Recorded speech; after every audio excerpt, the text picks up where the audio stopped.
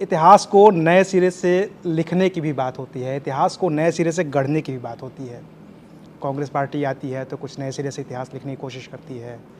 BJP आ रही है तो बार-बार, चूँकि 10 साल से ये सरकार है, तो यहाँ जो लोग बैठे हैं उनको वही बात याद होगी कि बीजेपी के दौर में ये बार-बार कहा जा रहा है कि इतिहास का दक्षिणपंथ की तरफ ले जाया जा रहा है।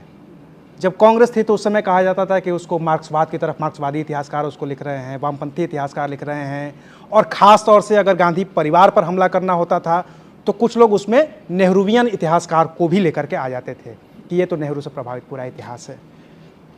ये सच है क्या? क्या इतिहास तो इतिहास होता है, जैसा कि मैंने कहा कि तथ्य तो तथ्य होता है।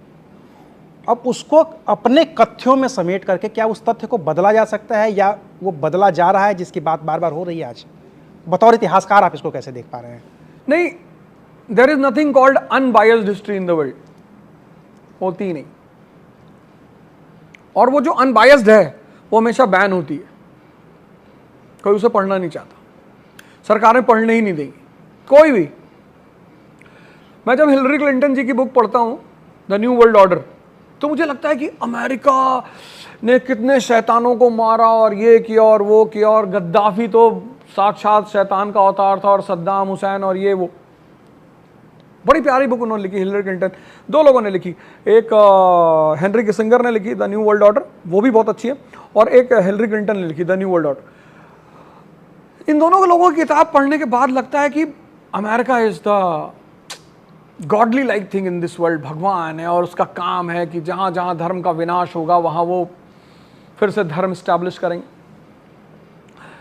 लेकिन फिर जब वहीं से हम उलटते हैं और क्रिस्टोफर कैथरवुड को पढ़ते हैं द वेस्ट एशियन क्राइसिस, तो पता चलता है कि नहीं यार, तेल इनका, रिसोर्स इनका, वे बेचारे अपने रिसोर्स को यूज करने के लिए आजाद नहीं है, तो लड़ेंगे नहीं। तो there is nothing called unbiased history. कहावत भी है कि जब तक शेर को लिखना नहीं आएगा तब तक शिकारी अपना गुणगान करेगा। तो अनबायस्ड हिस्ट्री जैसी कोई चीज होती ही नहीं।